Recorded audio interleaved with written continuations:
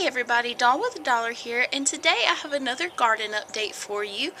In my last video I showed you the little box thing that my dad helped me build, and besides the dirt it was all completely free. And today I went to Costco and they had a raised garden bed on sale for like $180. That's a lot of money. So like I said, sorry for the airplane. The airplane is like really loud. A jet just like flew right over my house. Y'all see that? Maybe not. It just went behind the trees. Anyway.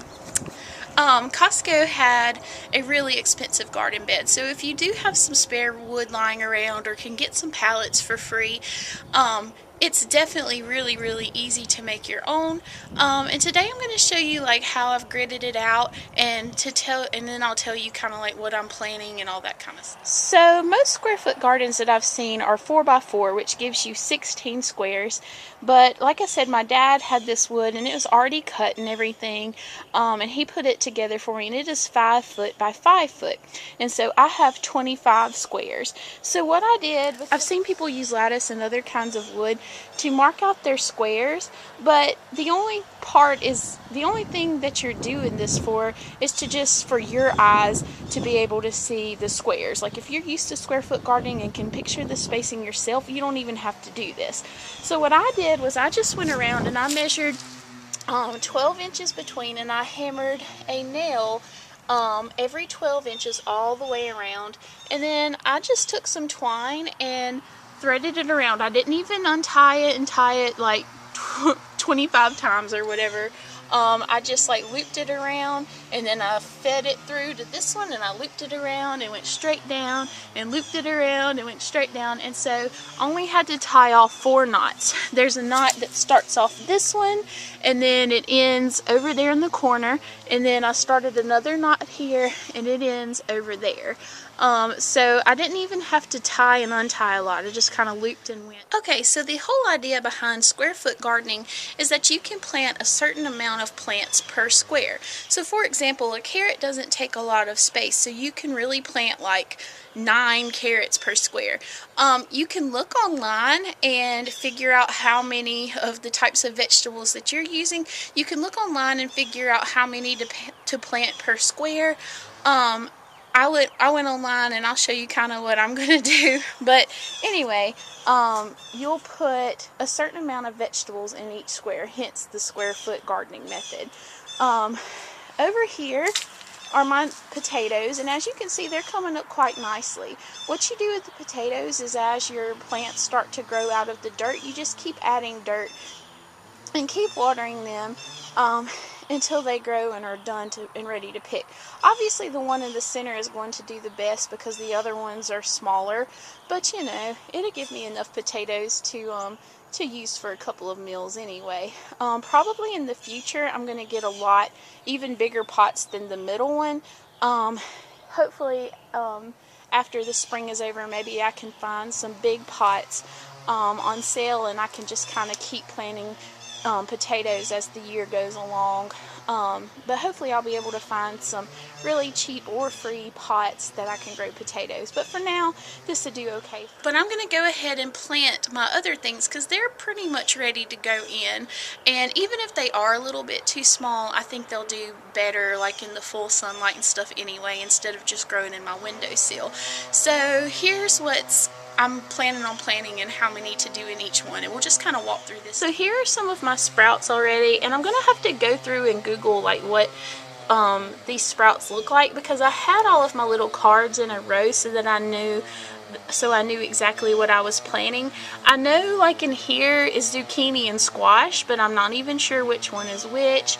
I know I have like some lettuces and spinach in here, and I think green onions are on the very end, and then I have my tomatoes and cucumbers and carrots inside.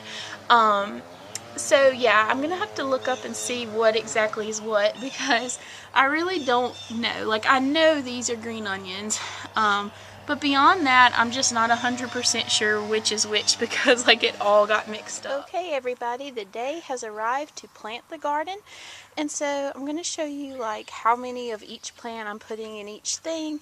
This may or may not be right, but I've done some research and I'm hoping that this will be correct. And if even just some of the stuff grows, I'll be happy. So I've got all of my seed starters that I've already sprouted in our bathroom. And I'm starting with carrots, and you can put a lot of carrots in a square. So I'm going to go through and put 9 of my little bunches in this square.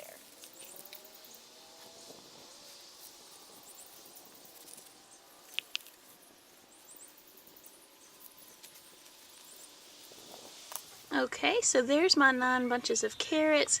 Hopefully with some water and some sunshine, they'll perk right up and start growing more for me. Okay, next I'm going to plant my bell pepper. I only have 1 of those, and it says that you can plant 1 per square.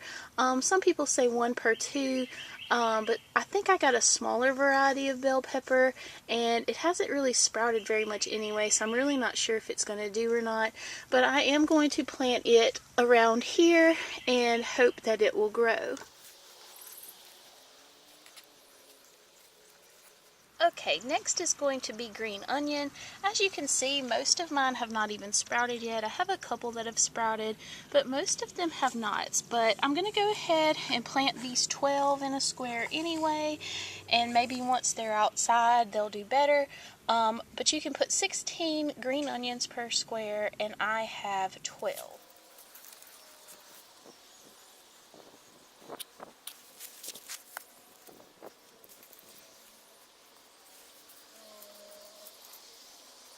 Okay, there's the green onions. I think I have 3 that ended up sprouting. I don't know if you can see that. There's 2 right there, and then one of them somewhere has a small little sprout, but the rest of them haven't sprouted yet. Maybe they will do better outside with full sunlight. We shall see. Next I think is going to be spinach, and I'll put it there. And I think you can put 9 spinach per thing. And I kind of got all these mixed up. I'm going to have to look up which ones are which. But I think these are the spinaches, and then I have like 2 types of lettuce. But both of the lettuces, you can put like 4 per square. So I think I'll do that, and then I think down here is squash. Okay, so I ended up planting 2 squares of 6 for the spinach instead of 9 because I had 12 plants, and I think it's probably better to have too much room than not enough. So there's my 2 squares of spinach, and next we'll move on to the lettuce. Okay everybody, so there it is. I didn't end up showing everything I planted as I went through because my battery was running low, so I had to put them on charge, but everything is planted. I do have a couple of things that would not fit, so I have a couple of pallets. I may end up making a pallet garden right over there, or I might get some more containers because I do have some more zucchini and squash left that would not fit. But anyway, right here we have the carrots, and right next to it is the green onions. And then the next several squares up until, let's see, I think all of these right here, yeah, all of these are lettuces. I'm not sure if they're romaine or iceberg because they all look kind of similar, but they all were supposed to be like 4 to a square. So I put all of the lettuces 4 to a square. Then I have cucumbers in these 3. You can do 2 cucumbers per square. So these 3 are cucumbers. And then tomatoes, you can do 1 per 2. So there's a tomato and those 2 squares. There's a tomato, and then there's a tomato.